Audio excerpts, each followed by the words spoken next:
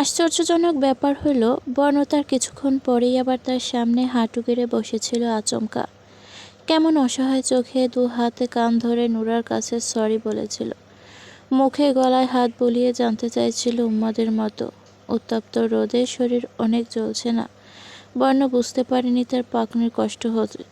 Sorry, তুই চাইলে আমি এই রোদে দাঁড়িয়ে সুদবোধ করে নিতে পারি।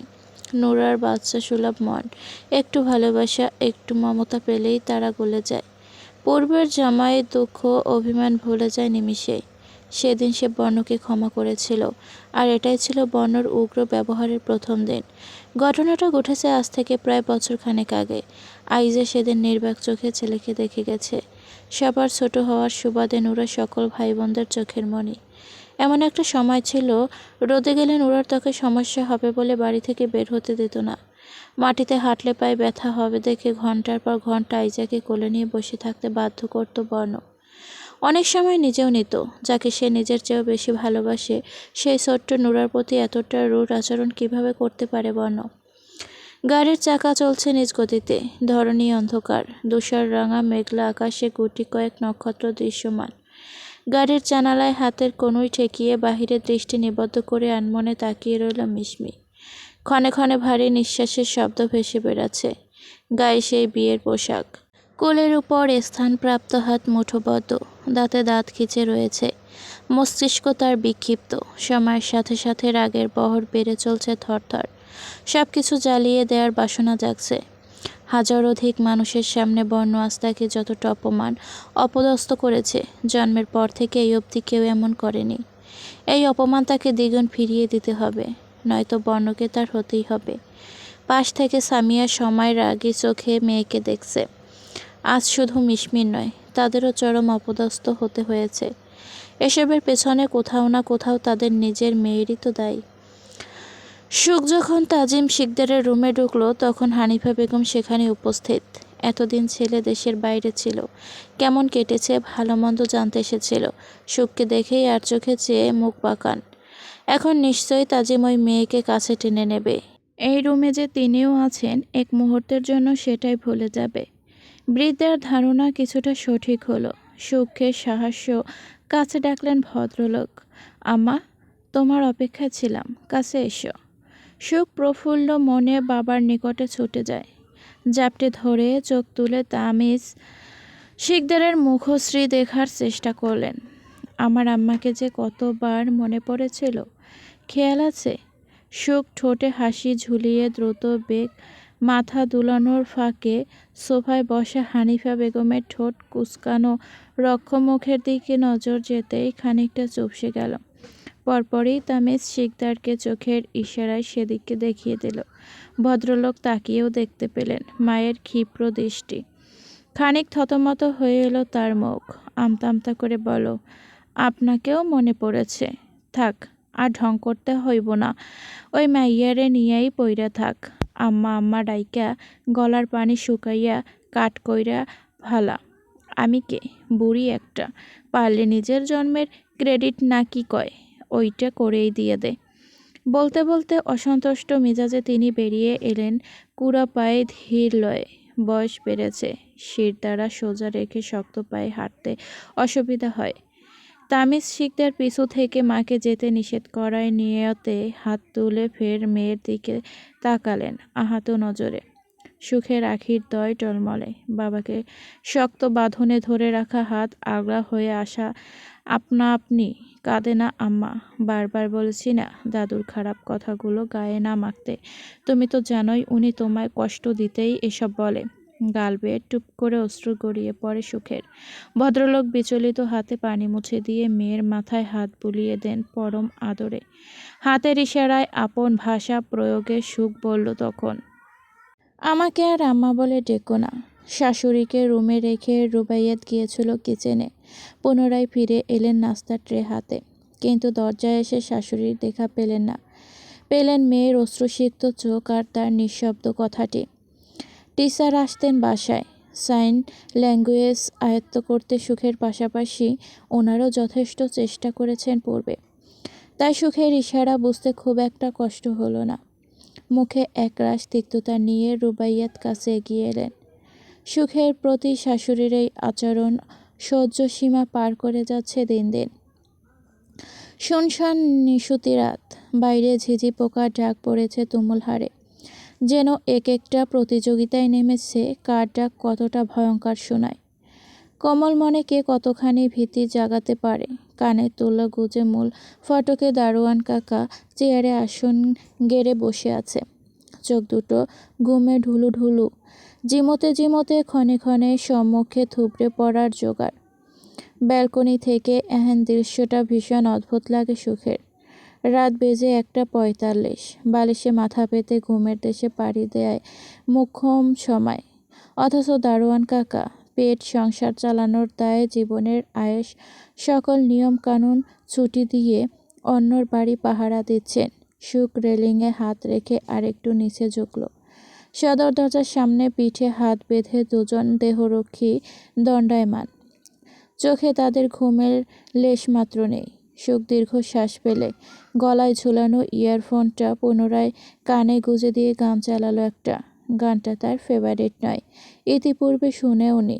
খানিক আগে স্ক্রল করতে করতে সামনে এলো, একটুখানি শুনেই কেন যেন খুব মনে ধরল। রাতের খাবার পরিবারের সবার সাথে হয়েছে আজ, কেবল একজন বাদে, বর্ণ। রাত 10টা 2 মিনিট আগে বেরিয়েছে। সকলে যখন ডাইনিং টেবিল উপস্থিত, ঠিক সে সময়। আজাদ শিকদার পিছু থেকে নিষেধ করলেও সে শোনার প্রয়োজন বোধ মনে করেনি। তবে এটুকু আশ্বস্ত করে গেছে খুব শীঘ্রই ফিরবে। বর্তমানে সময় রাত 2টোর ঘরে, অথচ তার ফেরার নামই নেই। সুখ ধীর লয়ে ব্যালকনি থেকে রুমে ফিরে এলো। অতঃপর স্টাডি টেবিলে বসে গেল সন্তর্পণে, কলম হাতে। ডায়েরি মেলে সেথায় নজর স্থির করে আনমনা হয় রমণী। কিছু একটা লিখতে মন চাইছে, কিন্তু কি লিখবে মস্তিষ্ক বিচরণ করে খুঁজে পাচ্ছে না। হঠাৎ চলতে থাকা গানের দিকে মনোযোগ যেতেই ঠোঁটে হাসির রেখা খেলে গেল। ভুরু গুটিয়ে খুব মনোযোগে ডায়েরির পাতায় কলম কষে গেল সুখ। যতখানি ছিলে তুমি, তারও বেশি নেই এখন। অভিমান পেলে পুষে, ব্যথা বুঝে পেল এমন। কি কারণে স্মৃতিচারণে এত যে দহন? দেখো আমার চোখে তোমার দেখা যায়, এই চোখে কি কখনো এঁকে দেবে কাজল? দোস্ত ছেড়ে দে, এই ভুল আর দ্বিতীয়বার হবে না। সিএমের আকুতি মিনতিতে বিরক্ত প্রকাশার্থে নাক কুচকালো বর্ণ।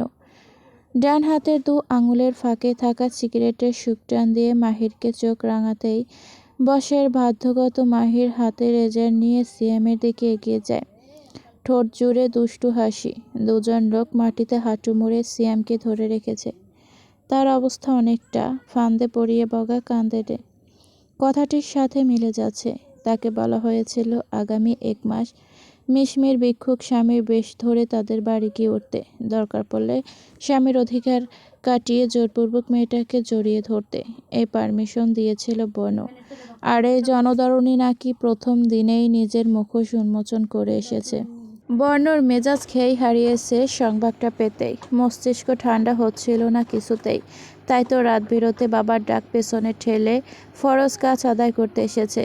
আর সেটা হলো সিয়ামের সুন্দর কালো সিল্কের মতো চুলগুলো মাথা থেকে গায়েব করে দেওয়া, যা এখন সম্পাদন করবে মাহির। দোস্ত, আমার সাধের চুল, একটু ভেবে দেখলে হয় না? বলছি তো এমন ভুল আর দ্বিতীয়বার হবে না।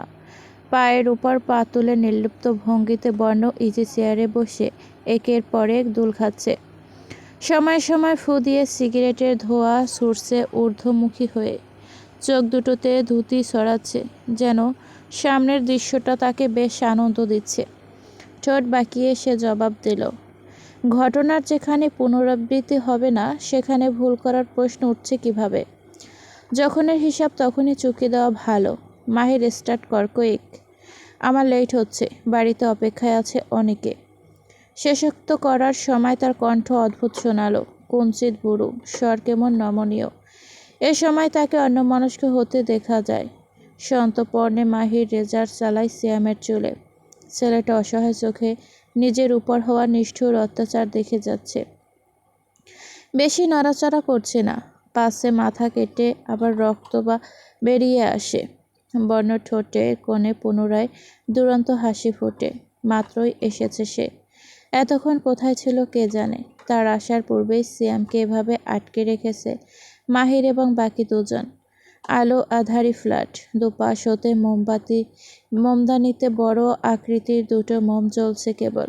ফ্ল্যাটটা বর্ণর। ঘন ঘন পল্লব ঝাপটে চোখের মণিদ্বয় এধার ওধার ঘুরিয়ে সিয়াম অনুনয় করে। আধারে কোনো কিছুই তো স্পষ্ট না। নিঃসন্দেহে তোরা এই পোষা বিলাইটা ভুলে মাথা কেটে দিতে পারে। অন্তত লাইটটা জ্বালিয়ে দে না বাপ।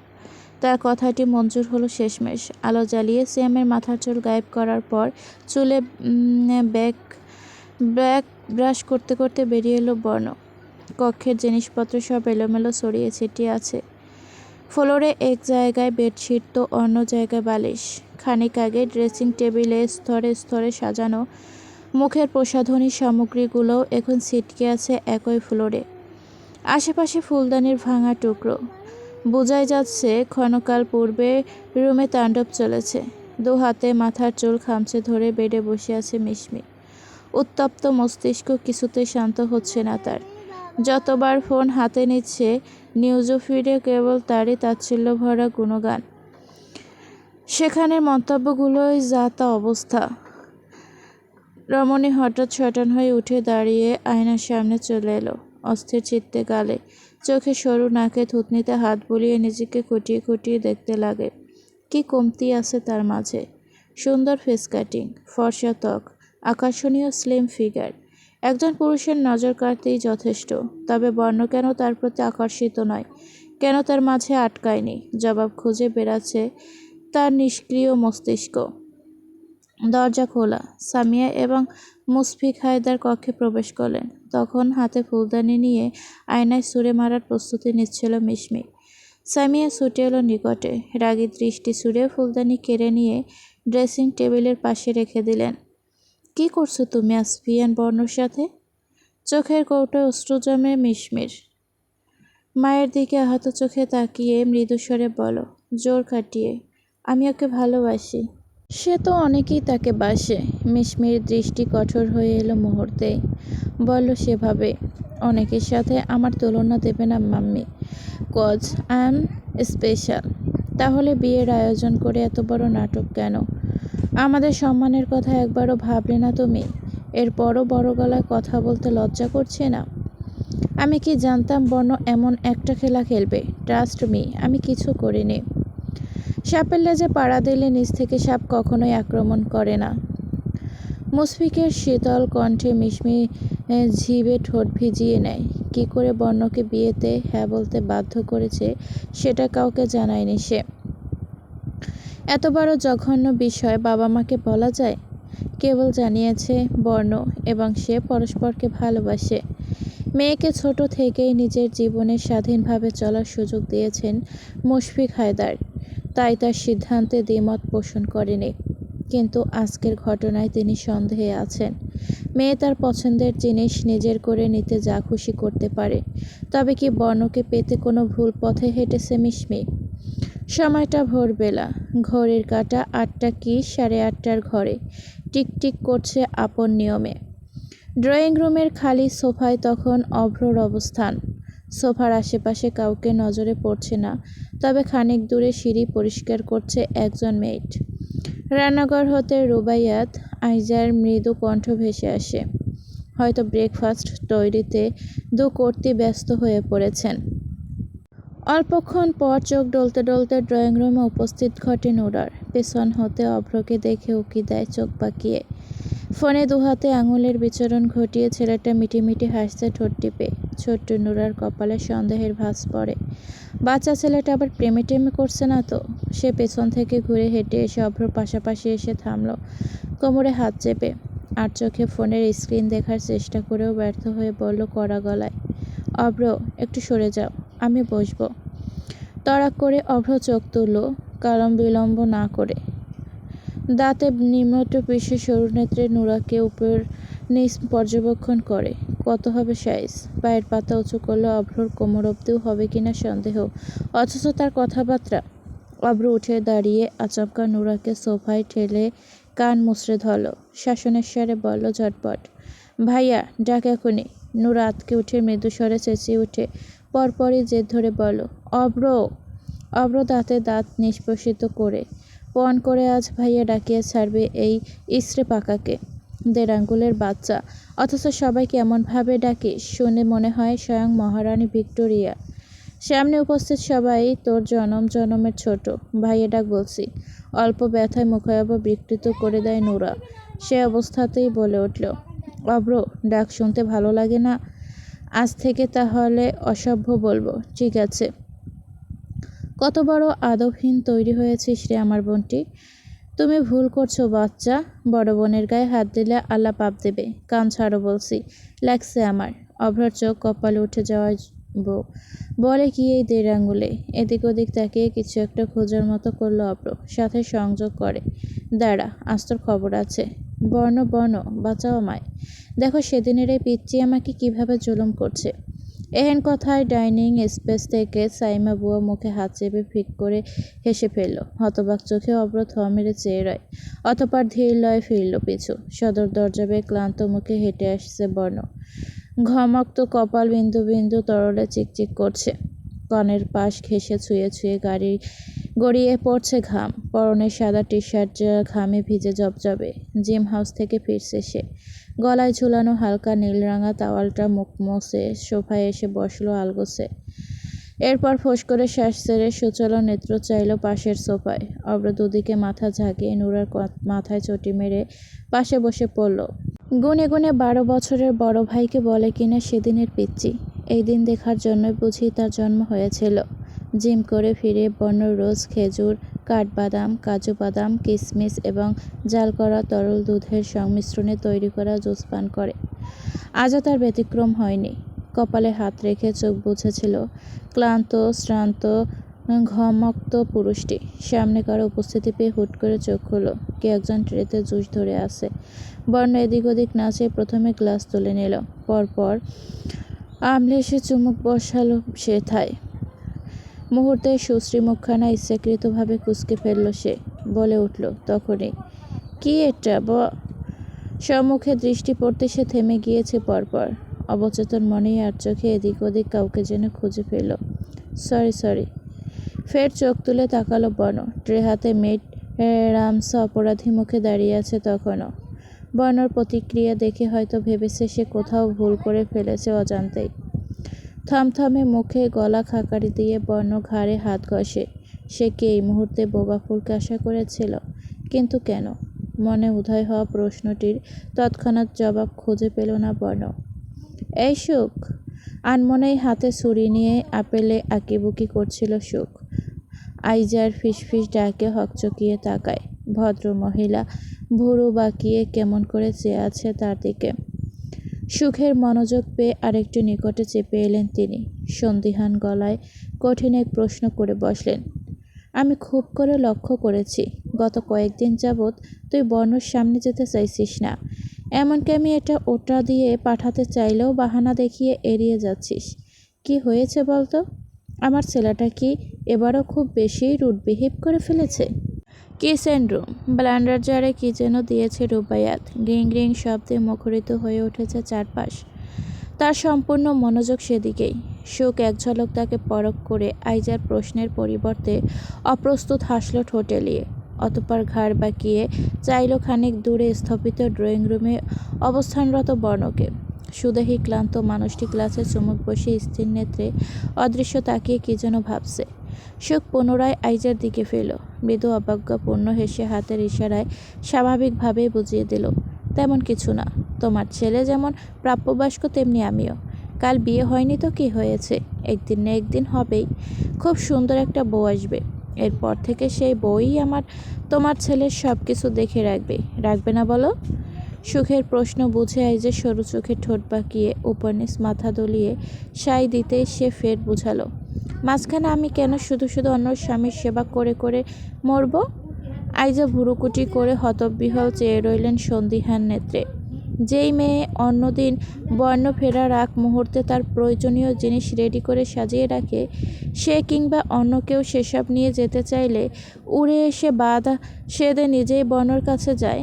আজ সেই মেয়েটিই বলছে, অন্য স্বামীর সেবা করে করে কেন মরব? কণ্ঠে অবাকতা ঢেলে ভদ্রমহিলা নজর স্থির রেখেই প্রশ্ন করল দ্বিতীয় দফায়, তাহলে এতদিন কেন করেছিস? এতদিন বুদ্ধ ছিলাম, এখন জ্ঞান হয়েছি। ইশারায় কথাটি সুনিপুণভাবে বুঝিয়ে দিল সুখ।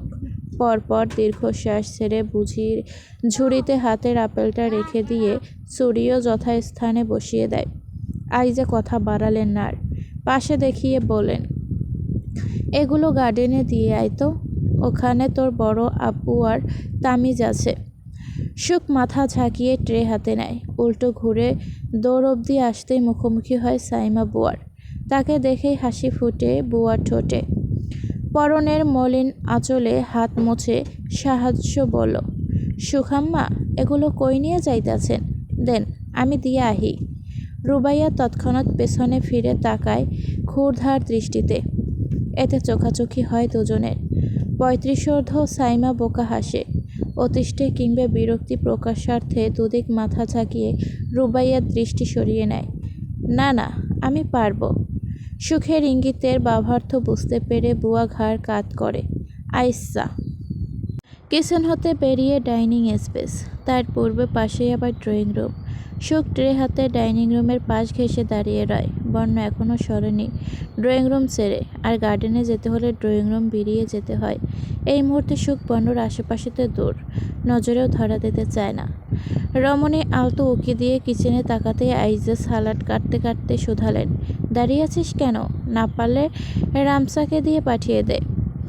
অগাত্য সুখ নিজেই হাঁটা ধরল। হানিফা বেগম এসে যোগ দিয়েছেন ড্রয়িং রুমে। বর্ণ তখন চোখ বুজে আছে, কপালে হাত ঠেকিয়ে। সুখ স্বস্তির নিঃশ্বাস ফেলে সদর দরজা পার হয়ে এলো। কিছুটা আশ্চর্য হলো বটে। আজ দাদু কিছুই বলল না কেন? নিশ্চয়ই তাকে খেয়াল করেনি। কিরণমালা সিরিয়াল নিয়ে অভ্রর সাথে কথা কাটাকাটি করছিল তো। এই বোবা ফুল। শব্দ দুটো কর্ণকৌঠরে পৌঁছাতেই সুখের শিরদাঁড়া শিরশির করে উঠল। চলকে ওঠে হৃদযন্ত্র। মনে হলো শব্দটি যুগ যুগ শোনা হয়নি। সাহসা পা থমকে গেল সুখের। সুইমিং পুলে তার প্রতিবিম্ব ভাসমান। সুখ আর চোখে সেদিকে তাকায়। বর্ণর হালকা অবয়ব ধীরে ধীরে গাঢ় হচ্ছে, অর্থাৎ পুরুষটি এক পা দুপা ফেলে তার নিকটবর্তী হচ্ছে। কিন্তু ওনার সাথে তো সুখের কোনো কথা নেই। সে কেন দাঁড়িয়েছে তবে? সুখ লম্বা দম ছেড়ে এক পা বাড়াতেই পেছন থেকে বর্ণর রাশভারী গলায় শীতল হুমকিস্বরূপ বাণী ছড়িয়ে এলো, আর এক কদম আগে বাড়ালে তোর পা দুটো কেটে কাঁধে ঝুলিয়ে দেব, বলে দিলাম। না চাইতেও তাকে থামতে হলো। জিভে ঠোঁট ভিজিয়ে সে তড়িৎ ঘুরে গেল পিছু। বর্ণ সামনে এসে দাঁড়ায় সুখের। মসৃণ কপালে সুগভীর ভাঁজ। মাথার ঝাঁকড়া চুলগুলো নেমে এসেছে ভুরু রেখার উপরিভাগে। ব্যাস, আর একটু হলেই চোখ ঢেকে যাবে। ঠোঁটে ঠোঁট চেপে ছোট ছোট চোখে বিনা শব্দে সুখে উপর নিচ পর্যবেক্ষণ করে হাতের উপর নজর নিবদ্ধ করল বর্ণ। ডান হাতের তর্জনীতে নিম্ন অধর স্লাইড করতে করতে প্রশ্ন করল, চোরের মতো যাচ্ছিলিস কোথায়? সুখ জবাব দিল না, অথবা দেওয়ার প্রয়োজন বোধই মনে করল না। কেবল এক দৃষ্টি ফ্যালফ্যাল করে চেয়ে রইল। সুখ দিন দিন আশ্চর্যের শীর্ষে পৌঁছে যাচ্ছে। সে বুঝতে পারছে না মানুষটা সেদিন তাকে আশ্রিতা, জন্ম পরিচয়হীন, কণ্ঠস্বরহীন বলে কত অপমান করলো, যেন ঘৃণাতেও তার দিকে ফিরে চাইবে না দ্বিতীয়বার। অথচ পুরুষটি এখন কতটা স্বাভাবিক। চোখের নির্লিপ্ত ভাব দাবি করছে কিছুই হয়নি যেমন। সেদিনের মুহূর্তটা ভুলে গেল নাকি? ব্রেন মেমোরি লস, ভুলমানার রোগটা তো ওনার ছিল না। তবে বর্ণর দৃষ্টি তীর্যক হয়। দাঁতে দাঁত নিষ্পষিত করে হিসিয়ে বলো, তৎক্ষণাৎ বলতে পারিস না? কিন্তু শুনতে পাস নিশ্চয়। কথা জবাব দিচ্ছিস না কেন? মুখ কুঁচকে আসে সুখের। অদৃশ্য রাগ মাথা চাড়া দিয়ে ওঠে মস্তিষ্কে। একবার হাতের দিকে চেয়ে পরপর তাকালো বর্ণর দিকে। চোখের কঠিন ইশারায় হাত পাততে বলল।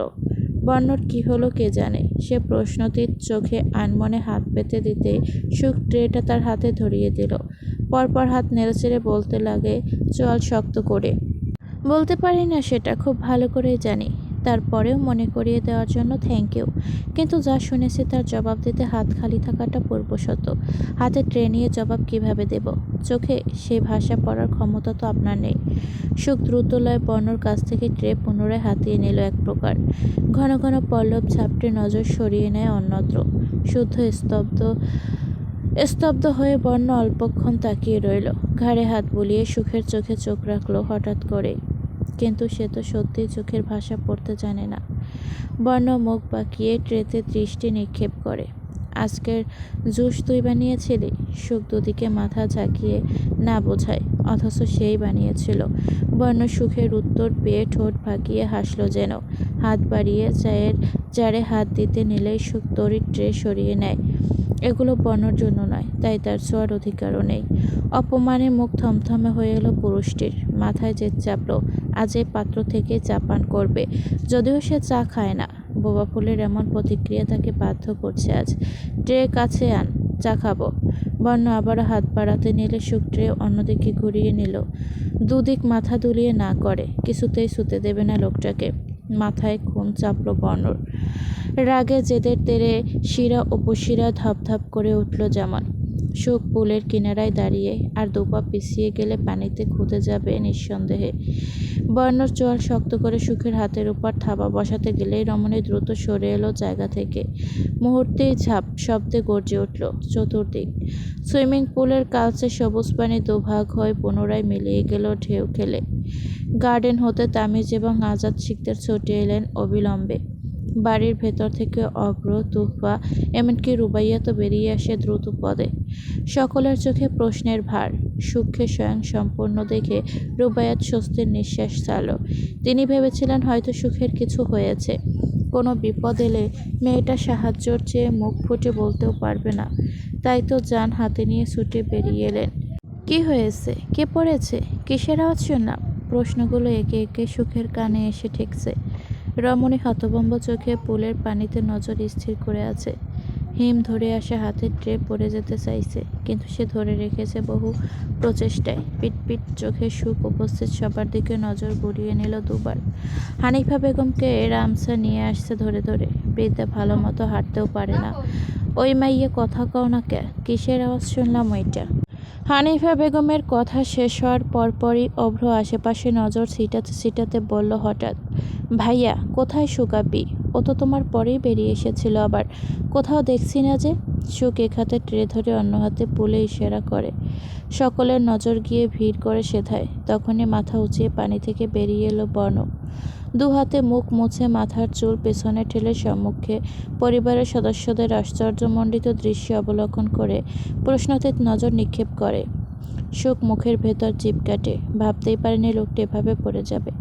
সুখ পুনরায় মুখোমুখি হয়নি বর্ণর। কোথায় আছে কে জানে, হয়তো প্র্যাকটিসের জন্য বেরিয়ে গেছে এতক্ষণে। ব্রেকফাস্ট করা হয়নি সুখের, খেতে ইচ্ছে করছে না কিছুই। কলেজ ইউনিফর্ম পরে অস্থির পদস্বপে এদিক ওদিক পায়চারি শুরু করে রমণী। এই কণ্ঠ, কথা না বলতে পারার অপরাধে পড়ালেখায় সিরাত থেকে 2 বছর পিছিয়ে গেছে সুখ। সিরাত তার সমবয়সী। 3 পর্যন্ত সাত পড়তে পারলেও 4 পড়া হয়নি। জন্ম থেকে সুখ বাকশক্তিহীন। সাইন ল্যাঙ্গুয়েজ আয়ত্ত করতে সময় লেগেছে, নয়তো মনের ভাব সামনের মানুষের সামনে তুলে ধরবে কিভাবে। 3 এবং 4-এ 2 করে 4 বছর কেটে গেল। বর্তমানে সিরাত তার 2 বছর সিনিয়র। তুফার ব্যাচমেট। রুবাইয়াত ব্রেকফাস্ট নিয়ে মেয়ের রুমে চলে এলেন। সুখ নামক কুচকায় আহ্লাদী ভঙ্গিমা ইশারা বলতে চায়, আজ না খেয়ে যায় না। তবে তার কথা সম্পূর্ণ অগ্রাহ্য করে বিছানায় টেনে বসিয়ে দিলেন রুবাইয়াত। বললেন গম্ভীর গলায়, খাবো না, খেতে ইচ্ছে করছে না। বলে বলে শরীরেই দশা করেছ। খাবার নিয়ে আমি আর কোনো অজুহাত বরদাস্ত করব না। সুখ এবং তুফাকে নিয়ে তামিজ শিখদের বেরিয়ে পড়লেন কিছুক্ষণের মধ্যেই। তাদের কলেজ ছেড়ে দিয়ে তিনি সেই পথ ধরে নিজের অফিস যাবেন। তুফার ভার্সিটি এবং সুখের কলেজ পাশাপাশি, মিনিট 2-এর পথ। সুখের কাছ থেকে বিদায় নিয়ে তামিজ শিখদের নিজ গন্তব্য ছুটে গেল গাড়িতে ভর করে। রমণী কাঁধে ব্যাগ চেপে আশেপাশে নজর ছিটিয়ে ধীর পায়ে বরাদ্দকৃত ক্লাস কক্ষের অভিমুখে এগিয়ে গেল। ইয়া বড় বড় 2 ভবন মুখোমুখি, মধ্যস্থে বিশালাকার মাঠ। চতুর্দিকে ধবধবে সাদা ইউনিফর্ম পরিহিতা সারি সারি শিক্ষার্থীর ঢল। প্রিয়া, রুল নম্বর ২, বাকশক্তিহীন হওয়ার পরেও সুখ তার উপর লেভেল থাকে সব সময়, যা সে কিছুতেই মানতে পারে না। রোজ কিছু না কিছু ধরে খুঁচাতে চলে আসে, অথচ জনসম্মুখে অপমান করার সুযোগ খোঁজে। এই যেমন নিঃশব্দে ক্লাসে যাওয়ার ফাঁকে প্রিয়া দলবল নিয়ে সুখের কাঁধে ধাক্কা দিল। পরপর মুখ ভেঙে মিছিমিছি মুখে অপরাধী ভাব ফুটিয়ে সরিয়েও বলল। ভাগ্যিস খোলা মাঠে মুখ থুবড়ে পড়েনি সুখ। সে বুঝে নিল কাজটি প্রিয়া রানীর ইচ্ছেকৃত। টু শব্দটি করল না, মৃদু মলিন হেসে ক্লাসে চলে এলো। প্রথম সারিতে কখনো বসেনি সুখ, তার ইচ্ছেও জাগেনি। সে ধীরলয়ে মধ্যভাগে একটা বেঞ্চে গিয়ে আসন পেতে নিল নিজ দায়িত্বে। সেখানে চুপটি করে বসে ক্লাস শেষ করে। বন্ধু বলতে তার একজনই আছে, ফাহিমা নাম তার। মেয়েটা আসেনি আজ। সেদিন বৃহস্পতিবার। প্রতিদিন ক্লাস শেষে তুফা চলে আসে সুখের কাছে, আজও এসেছে। আশেপাশে থাকবে অথবা ক্যান্টিনে। সুখ ক্লাস থেকে বেরিয়ে রূপম স্যারের কেবিনের সামনে গিয়ে দাঁড়ালো। স্যার দেখা করতে বলেছে। কারণটা অবশ্য এখনও জানা যায়নি। আমার সাথে কক্সবাজার ঘুরতে যাবে সুখ? সুখের চোয়াল শক্ত হয়ে আসে অবিলম্বে। হাত মুঠোবদ্ধ করে মেঝেতে দৃষ্টি নিবদ্ধ করে রাখে। অনুমতি নিয়ে খানিক আগেই প্রবেশ করেছে সুখ। আর এসে স্যারের এমন প্রস্তাব। সুখ মুখ তুলে চাইল খানিক পর। ঘৃণায় রক্ত টকবগিয়ে উঠে গা গুলিয়ে। এলেও মুখের ভাব এমন দেখালো যেন সে স্যারের ইঙ্গিত সম্পর্কে অজ্ঞাত। সুখের ইশারা কলেজের তেমন কেউ বোঝে না। সে শূন্য হাত চালিয়ে প্রথমে লিখল কক্সবাজার, পরপর প্রশ্ন করল, সেখানে গিয়ে কি করব স্যার? বিচে যাব, দুজন একসাথে ঘুরব ফিরব। আর হ্যাঁ, তুমি কিন্তু বাড়ির কাউকে বলবে না যে রূপম স্যারের সাথে গিয়েছো। রূপম স্যার মানুষরূপী জানোয়ারের লুলুপ দৃষ্টি তখন বিচরণ করছে সুখের দেহের ভাঁজে ভাঁজে। যদিও জামা ঢিলেঢালা হয় তেমন সন্তুষ্ট হতে পারছে না। সুখ প্রায়শই এই দৃশ্যের সম্মুখীন হয়েছে। তখন দৃষ্টি সম্পূর্ণ মানে না বুঝলেও আজ ঠিকই ধরতে পেরেছে। সে প্রশ্ন করল, অবোধ শিশুর মতো তাচ্ছিল্য ভরা ঠোঁট উল্টে। তাহলে কি বলবো? বলবে যে কোনো ফ্রেন্ডের বাসায় যাচ্ছ। সুখের পরবর্তী ইঙ্গিত বুঝতে স্যারের কষ্ট হবে দেখে রমণী খাতা বের করে লিখল, আমি আপনার সাথে ঘুরতে গেলে আপনার ওয়াইফ কিছু মনে করবে না? লেখাটা দেখে থমথমে হয়ে এলো রূপম স্যারের মুখটা। ডেস্কের উপর বসেছিলেন তিনি, সেখান থেকে নেমে এলেন হঠাৎ। সুখ মৃদু হেসে আরও দুটো বাক্য লিখল, আপনার সাথে ঘুরতে গিয়ে আমার কি লাভ হবে স্যার? তাছাড়া কলেজে এত স্টুডেন্ট থাকতে আমিই কেন? হিট দিস বাস্টার্ড, আঘাত করো ফুল। সুখ চকিতে দরজার দিকে তাকালো। বুট জুতোর টকটক আওয়াজ তুলে ভেতরে প্রবেশ করছে পুরুষালী অবয়ব। রুমালে আবৃত মুখশ্রীতে দৃশ্যমান তুষার কালোমণি চোখগুলো দেখতেই সে থমকে গেল পিছু পলের জন্য। এই চোখ দুটো তার ভীষণ চেনা। বর্ণ ভাই এখানে? তার পাশে ভীতর সন্তুষ্ট তুফা এবং কলেজের প্রিন্সিপাল জনাব মহিউদ্দিন স্যার। বর্ণ দৃষ্টি থেকে আগুনের স্ফুলিঙ্গ ঠিক করে বেরোচ্ছে যেমন। ওই ক্ষুধাদার রক্তচক্ষু রূপম স্যারের দিকে স্থির। লোকটার গলা শুকিয়ে এলো মুহূর্তে। হাসার চেষ্টা করল অল্প স্বল্প। সুখ স্তম্ভের ন্যায় চেয়ে থাকার মাঝে পুনরায় গম্ভীর অথচ ক্ষিপ্র গলায় বলে উঠল বর্ণ, ফুল, একে আঘাত করো বলছি। সুখ এবার রূপম স্যারের দিকে যায়। চল শক্ত, হাত দুটো মুঠোবদ্ধ। আমি তোমার স্যার হই সুখ। রেপস। সেকেন্ডের ব্যবধানে আটকে উঠে তুফার দুহাত বিস্ময় ঠোঁট ছুঁয়ে গেল আপনা আপনি। চূড়ান্ত আশ্চর্যে চোখ পাকিয়ে আসে তার। সুখ মুঠোবদ্ধ ডান হাত সজোরে বসিয়ে দিয়েছে রূপম স্যারের নাক বরাবর। অনাকাঙ্ক্ষিত আক্রমণে তাল সামলাতে না পেরে ডেস্কের উপর ছিটকে পড়েন তিনি। সুখ থেমে রইল না। এতক্ষণের পুষে রাখা ক্ষোভ ঘৃণা উগলে দিল পরপর। রূপম নামের নিকৃষ্ট লোকটার কলার ধরে থাপ্পড় বসালো গালে। এটা কী ধরনের ব্যবহার? একজন সম্মানিত শিক্ষকের গায়ে হাত তোলার শাস্তি কী হতে পারে আন্দাজ আছে তোমার? প্রিন্সিপাল স্যার আমার সামনে। তার কথা সম্পূর্ণ হওয়ার আগে সুখ ক্ষিপ্ত বাঘিনীর মতো ইশারায়, কণ্ঠস্বর নেই বলে দুর্বার ভেবেছিলে আমায়। কথাটি বুঝিয়ে এলোপাথারি চর বসাতে লাগলো দুহাতে। মেজাজ শান্ত হচ্ছে না কিছুতেই। ইচ্ছে করছে শ্বাসরোধ করে পৃথিবী থেকে এমন নিকৃষ্ট মানুষের অস্তিত্ব নিশ্চিহ্ন করে দিতে। অপমানে মুখের রং পাল্টে এলো। রূপম স্যার গালে হাত রেখে চুপ রইলেন। সামনে প্রিন্সিপাল স্যার দাঁড়িয়ে আছেন। ওনার সামনে কিছু করা যাবে না, নিজের দোষ তো ডাকতে হবে। বর্ণ ঠোঁটে ঠোঁট চেপে স্থির চেয়ে আছে, বুকে হাত বেঁধে। তুফা এগিয়ে গিয়ে সুখকে টেনে নিয়ে এলো। রাগে প্রচণ্ড ঘৃণার চোখ ঝাপসা হয়ে আসছে সুখের। একজন শিক্ষক পিতার সমতুল্য, যিনি সুন্দর জীবন গঠনের সুশিক্ষা দেন। পিতার সম সেই শিক্ষকের কাছে এমন জঘন্য প্রস্তাব। সি! প্রিন্সিপাল স্যার, আপনার সামনে একজন হাঁটুর বয়সী স্টুডেন্ট আমার গায়ে হাত উঠিয়েছে, আর আপনি কিছুই বলবেন না? জনাব মহিউদ্দিন স্যার চোখের চশমা ঠেলে দিয়ে সুখের দিকে চাইল, যাকে এই মুহূর্তে তুফা দুহাতে আড়াল করে রেখেছে। চোখে অশ্রু, অথচ এর গহীনে লুকায়িত ঘৃণার অগ্নিকুণ্ড। ভদ্রলোক লম্বা দম নিয়ে বলেন, একজন শিক্ষার্থী অকারণে কোনো স্যারের গায়ে হাত উঠানোর দুঃসাহসিক কাজ করবে বলে আপনার মনে হয়? কি করেছেন তার সাথে? বিশ্বাস করুন স্যার, আমি ওকে কিছুই বলিনি। শুধু এটাই বলেছিলাম যে তুমি তো কথা বলতে পারো না, এত পরে কি হবে। তার চেয়ে বর্ণ শীতল দৃষ্টি স্থাপন করে নিঃশব্দে তুপ্পা এগিয়ে যেতেই রূপম স্যার গলা খাকারি দিয়ে থেমে গেলেন। ঘামতে শুরু করেছে ইতিমধ্যে। সুখের সাথে হওয়া কথোপকথন কি কোনোভাবে সবাই জেনে গেছে? কিন্তু কিভাবে? প্রশ্নটির চোখে বর্ণ জানতে চাইল হেয়ালি স্বরে। তারপর রূপম স্যার জিভে ঠোঁট ভিজিয়ে আমতা আমতা করে প্রিন্সিপালের দিকে চাইলেন। মস্তিষ্ক ঘেঁটে নিজেকে নিয়ে এমন কিছু সাফাই খুঁজলেন যেন পুরো দোষ সুখের উপর গিয়ে বর্তায়। বর্ণ শান্ত দৃষ্টি রূপম স্যারের মুখশ্রীতে বিচরণ করছে তখন। দুজন প্রায় মুখোমুখি। ডান হাতে ধীরে স্থির তুড়ি বাজাতে বাজাতে বর্ণ পিছু না ঘুরে বলে উঠল আচমকা, গেটের বাইরে গাড়ি দাঁড়িয়ে আছে, ফুলকে নিয়ে গাড়িতে গিয়ে বসো তুফা। তার কথা শেষ এবং হাতের তুড়ি বাজানো থেমে গেল। পরপরই সেই হাতটা হিংস্র গতিতে গিয়ে ঠেকল রূপম স্যারের কণ্ঠনালীতে। এই কণ্ঠ দিয়েই তো বাবা ফুলকে কক্সবাজার যাওয়ার প্রস্তাব রেখেছিল। কণ্ঠনালী বলো না বা শ্বাসনালী, দুটোই চেপে ধরে অবিলম্বে এক ছুটে পেছনে দেয়ালে নিয়ে গিয়ে আটকে দিল বর্ণ। চোখে অদ্ভুত নিষ্ঠুরতা, দয়ামায়াহীন কেমন পাষণ্ড সেই চাহনি।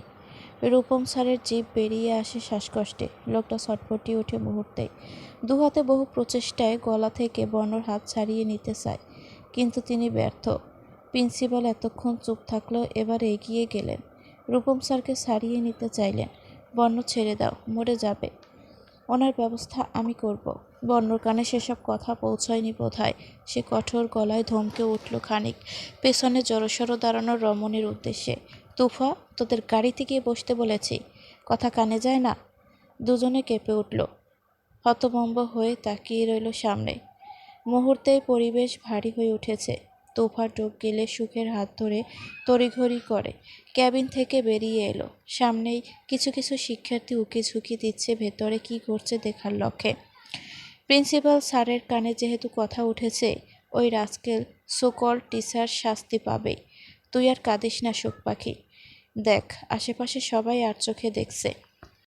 সুখ শুনল তুহবার কথা। শেষবারের মতো চোখ মুছে স্বাভাবিকভাবেই করিডোর পার করে এলো। ইশারায় জানতে চাইল, বর্ণ ভাইকে তুমি ডেকেছ? তুফা না করে ওঠে। সে তো সুখের অপেক্ষায় ক্যান্টিনে গিয়ে বসেছিল। হঠাৎ সামনের একটা টেবিলে নজর যেতেই বর্ণর মতো মনে হলো। মুখ ঢেকে রাখায় সঠিক চিনতে না পারলেও কাছে এসে চিনে নিতে তেমন অসুবিধে হয়নি। এরই মাঝে সুখের ফোন এলো, আর সেটা রিসিভ করতে অপর প্রান্ত থেকে রূপম স্যারের উক্তিগুলো ভেসে আসে। বর্ণর পাশে বসার অনুমতি পেয়েছিল তুফা। সেই সুবাদে কথাগুলো বর্ণও শুনতে পেয়েছে স্পষ্ট। মুহূর্ত ব্যয় না করে সে ঝড়ের গতিতে উঠে এসেছে। অতঃপর প্রিন্সিপালকে নিয়ে রূপম স্যারের কেবিনে উপস্থিত হলো। পিচ ঢালা রাস্তায় গাড়ির চাকা ঘুরছে বিরতিহীন। অভ্যন্তরে খানিক আগে ধিমি আওয়াজে মিউজিক চালালেও এখন তা অফ। ড্যাশবোর্ড ফোন আটকে রাখা। সেখান থেকে মেয়েলি অতিষ্ঠ স্বর ভেসে এলো, ভাই তুই ফিরছিস কবে? আর গিয়েছিসই বা কোন জেলায়? স্টোরিংয়ে হাত চালিয়ে বোনের কথায় মেহেরাব মৃদু হাসল, বা হাতে মাথা চুলকে জবাব দিল, রংপুর আছি, 2-1 দিনের মাঝেই ফিরে যাচ্ছি ঢাকায়। কিছু দূর যেতেই আচমকা তড়িঘড়ি করে ব্রেক কষে মেহেরাব পরপর সচকিতে পাশে তাকায়। কাদা পানিতে চাকা চালিয়ে দিয়েছে এবং কারো গায়ে সেগুলো ছিটকে পড়েছে। সে এত হাতে ডোর মেলে নেমে এলো রাস্তায়। Sorry sorry miss. মাথার উপর সূর্য তেজ দেখিয়ে বেড়াচ্ছে। তেষ্টায় গলা শুকিয়ে কাঠ। আইসক্রিম খাওয়ার ইচ্ছে জেগেছিল তুফার। পার্লার রাস্তার বিপরীত পার্শ্বেই। গাড়ি চড়ে বসার পূর্বে সুখের হাত ধরে রাস্তা পার হতে ধরেছিল মাত্রই। অথচ তার আগেই কাদা পানিতে মাখো মাখো হয়ে গেছে জামাকাপড়। রাগে দুঃখে উত্তপ্ত মস্তিষ্ক আরও দ্বিগুণ চওড়া হলো। তার উপর সরি শব্দটা উপহাস বই অন্য কিছু মনে হলো না তুফার। রমণী দাঁতে দাঁত নিষ্পষিত করে হিসিয়ে ওঠে। উজবুক, অন্ধ নাকি? গাড়ি কিভাবে চালাতে না পারলে স্টিয়ারিং হাতে ধরছেন কেন? জামাটাই নষ্ট হয়ে গেল। থমথম খেয়ে গেল মেহরাব। রাগও হলো কিঞ্চিত। সে তো ভুল স্বীকার করেছে, তাও এসব বলার মানে কি? মেহরাব চাপা স্বরে বলল, কি বললেন মিস? যেটা শুনলেন সেটাই।